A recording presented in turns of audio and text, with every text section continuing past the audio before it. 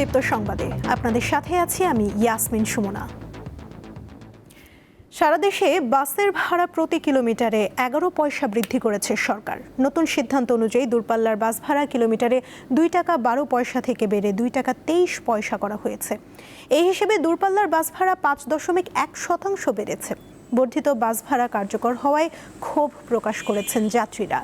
তাদের অভিযোগ, তেলের দাম বৃদ্ধির সাথে বাস ভাড়া বাড়ানো হলেও দাম কমলে ভাড়া কমানো হয় না। অন্যদিকে বাস চালকরা বলছেন তাদের প্রত্যাশার চেয়ে বাস ভাড়া কম বাড়ানো হয়েছে। সংকটের সাথে জ্বালানি তেলের দাম বৃদ্ধিতে চরম বিপাকে পড়েছেন রাজধানী সহ সারা দেশের মানুষ। দাম বাড়ার পরও দীর্ঘ লাইনে দাঁড়িয়েও চাহিদা অনুযায়ী তেল পাচ্ছেন না গ্রাহকরা। বিশেষ করে পণ্য পরিবহন ও যাত্রীবাহী বাসগুলোর লাইন বেশি দেখা গেছে। নওগাঁর সকল সড়কে কমেছে পণ্য ও যাত্রী পরিবহন। এদিকে পাবনায় তেল পাম্পগুলোতে উপচে পড়া ভিড় যেন প্রতিদিনের চিত্র। দীর্ঘ লাইনে প্রতিদিনই মোটরসাইকেলে তেল নিতে ভিড় করছেন বাইকাররা। শুক্রবারও বাইকে জ্বালানি তেল নিতে লাইন ধরতে দেখা যায় তাদের। প্রাইভেট কারগুলোর জন্য রয়েছে পৃথক লাইন। দেশের পোশাক খাতের জন্য শোকাবহ একদিন আজ। 13 বছর আগে এই দিনে সাভারের রানা প্লাজা ধসে প্রাণ হারান অন্তত 1138 জন শ্রমিক। আহত হন সহস্রাধিক। এত বছর পরও বিচার ও পর্যাপ্ত ক্ষতিপূরণ না পাওয়ায় হতাশ আহত শ্রমিকরা।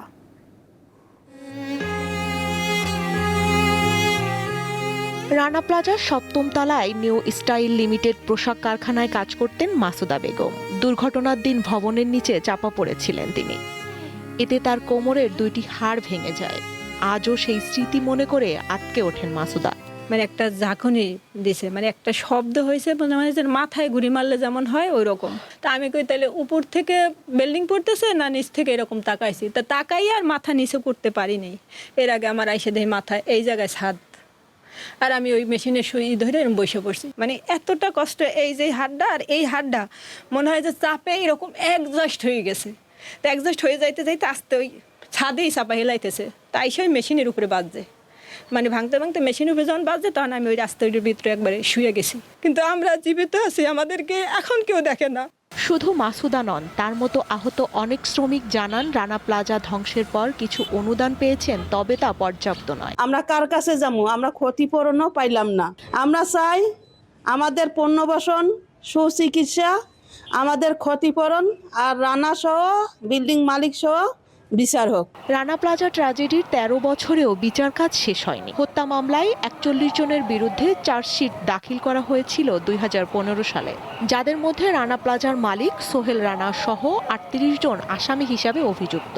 বেশিরভাগ আসামি জামিনে থাকলেও সোহেল রানা এখন কারাগারে।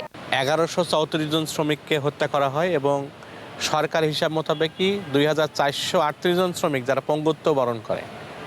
আমরা দেখছি যে আপনারা জানেন যে এবার 13 বছর উদযাপিত হচ্ছে।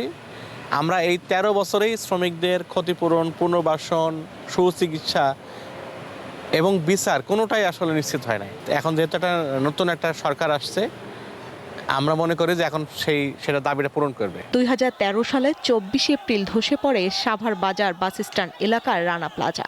ভয়াবহ সেই দুর্ঘটনায় প্রাণ হারিয়েছিলেন অন্তত 1138 জন, আহত হন সহস্রাধিক। স্বস্তিকা সিংহ, দীপ্ত, বার্তাকক্ষ।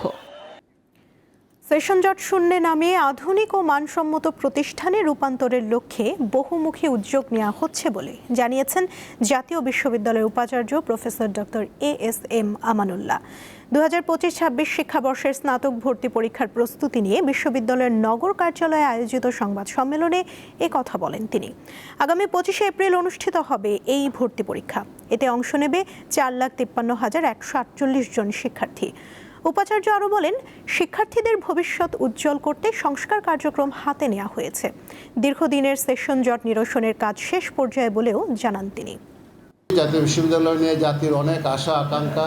জাতীয় বিশ্ববিদ্যালয়ের উপরে দেশের 70% উচ্চশিক্ষা নির্ভর করে। যেহেতু উচ্চশিক্ষার 70% একটা বিশ্ববিদ্যালয় নিয়ন্ত্রণ করে, সেই জন্য আমরা সেটাকে ইম্পার্শিয়ালি এখানে গুড গভর্নেন্স প্রতিষ্ঠা করার জন্য, সুশাসন প্রতিষ্ঠা করার জন্য, অ্যাকাউন্টেবিলিটি প্রতিষ্ঠা করার জন্য যা যা করা দরকার আমরা সেই কাজগুলোতে সংস্কার কার্যক্রমে হাত দিয়েছি। 27 নভেম্বর ডিসেম্বর নাগাদ জাতীয় বিশ্ববিদ্যালয়ে আমরা আশা করছি যেভাবে যাচ্ছি সেশন জট বলতে কিছু থাকবে না। বন্ধু প্রতিম দেশগুলোর জন্য হরমুজ প্রণালীতে ফি মওকুফ করেছে ইরান। রাশিয়ায় নিযুক্ত ইরানের রাষ্ট্রদূত কাজেম জালালির বরাতে এ তথ্য জানিয়েছে রাশিয়ার রাষ্ট্রীয় সংবাদ সংস্থা রিয়া নভোস্তি। তিনি জানান, কিছু নির্দিষ্ট দেশের জন্য বিশেষ ছাড়ের ব্যবস্থা করেছে ইরান। এদিকে ইসরায়েল ও লেবানন যুদ্ধবিরতির মেয়াদ 3 সপ্তাহ বাড়াতে সম্মত হয়েছে বলে জানিয়েছেন যুক্তরাষ্ট্রের প্রেসিডেন্ট ডোনাল্ড ট্রাম্প। এছাড়া উপযুক্ত সময় এবং লাভজনক না হওয়া পর্যন্ত তেহরানের সঙ্গে কোনো সমঝোতায় না যাওয়ার ঘোষণাও দিয়েছেন তিনি। ট্রাম্প আরও জানান, যুদ্ধবিরতিতে ইরান সামরিক সক্ষমতা কিছুটা পুনর্গঠন করলেও মার্কিন বাহিনী দ্রুতই তা অকার্যকর করে দিতে পারে। এমন অবস্থায় ইরানের ওপর নৌ অবরোধে মধ্যপ্রাচ্য ও ভারত মহাসাগরীয় অঞ্চলে নিজেদের সামরিক শক্তি আরও বাড়িয়েছে যুক্তরাষ্ট্র। ওই অঞ্চলে 2টি বিমানবাহী রণতরী সহ যুক্তরাষ্ট্রের অন্তত 26টি যুদ্ধজাহাজ অবস্থান করছে এবং মার্কিন বিমানবাহী রণতরী USS জর্জ H.W. বুশ মধ্যপ্রাচ্যের দিকে এগোচ্ছে। অন্যদিকে ভারত মহাসাগরে ইরানের একটি তেলবাহী জাহাজ জব্দ করেছে যুক্তরাষ্ট্র। তীব্র তাপপ্রবাহ বিশ্বের খাদ্য ব্যবস্থার জন্য সরাসরি হুমকি হয়ে উঠছে। এরকম তাপপ্রবাহ চলতে থাকলে বিশ্বজুড়ে 100 কোটির বেশি মানুষের জীবিকা মারাত্মক ঝুঁকিতে পড়বে বলে সতর্ক করেছে জাতিসংঘ। জাতিসংঘের খাদ্য ও কৃষি সংস্থা এবং বিশ্ব আবহাওয়া সংস্থার যৌথ প্রতিবেদনে এমন সতর্ক বার্তা দেওয়া হয়েছে। বলা হয়, স্থলভাগ ও সমুদ্রে তাপপ্রবাহ যত তীব্র হচ্ছে, কিছু অঞ্চলে খাদ্য সরবরাহ ব্যবস্থা ততই চরম সংকটের দিকে যাচ্ছে। আগামীতে তীব্র তাপপ্রবাহের কারণে ভারতের বড় অংশ সহ দক্ষিণ এশিয়া, আফ্রিকার কিছু অংশ এবং মধ্য ও দক্ষিণ আমেরিকার বিস্তীর্ণ এলাকায় বছরের প্রায় 250 দিন কৃষকদের বাইরে কাজ করার অসম্ভব হয়ে পড়বে বলে আশঙ্কা করা হচ্ছে। প্রতিবেদনে বলা হয়, তাপমাত্রা 30 ডিগ্রি সেলসিয়াস ছাড়িয়ে গেলে অধিকাংশ ফসলের উৎপাদন কমতে শুরু করে। ইতোমধ্যে কিছু এলাকায় ভুট্টা ও গমের উৎপাদন প্রায় 10% কমে গেছে। এছাড়া তাপপ্রবাহের কারণে পানিতে অক্সিজেনের পরিমাণ কমার কারণে কমছে মৎস্য সম্পদও। প্রতিবেদনে খাদ্য ব্যবস্থায় বৈচিত্র্য আনার পাশাপাশি বৈশ্বিক জলবায়ুর দিকে নজর দেওয়ার পরামর্শ বিশেষজ্ঞদের। খেলার খবর। বাংলাদেশ মহিলা ক্রীড়া সংস্থার আয়োজনে রাজধানীতে শুরু হয়েছে দিনব্যাপী আন্তঃজেলা অনূর্ধ্ব-16 বালিকা র্যাপিড দাবা প্রতিযোগিতা। সকালে টুর্নামেন্টের উদ্বোধন করেন জাতীয় ক্রীড়া পরিষদের পরিচালক মোহাম্মদ আমিনুল এহসান। তৃণমূল পর্যায়ে নারী দাবাড়ু তৈরির লক্ষ্যে আয়োজিত এই আসরে অংশ নিচ্ছে ঢাকা, চট্টগ্রাম ও সিলেট সহ দেশের 25টি জেলার প্রায় 80 জন খেলোয়াড়। অনুষ্ঠানে বিশেষ অতিথি ছিলেন দাবা ফেডারেশনের যুগ্ম সম্পাদক লোকমান হোসেন মোল্লা এবং হ্যাট্রিক জাতীয় চ্যাম্পিয়ন নৌশিন আঞ্জুম। বাংলাদেশ মহিলা ক্রীড়া সংস্থার সহ সভানেত্রী ইসমত আরা হায়দারের সভাপতিত্বে সংস্থার সাধারণ সম্পাদিকা ফিরোজা করিম নেলি সহ অন্য কর্মকর্তারা উপস্থিত ছিলেন। এই ছিল এখনকার মতো। পরবর্তী সংবাদ বিকেল 5টায় দেখার আমন্ত্রণ রইল। এছাড়া আরও তথ্য পেতে যুক্ত থাকুন দীপ্ত ডিজিটাল প্ল্যাটফর্মের সাথে। ধন্যবাদ সবাইকে।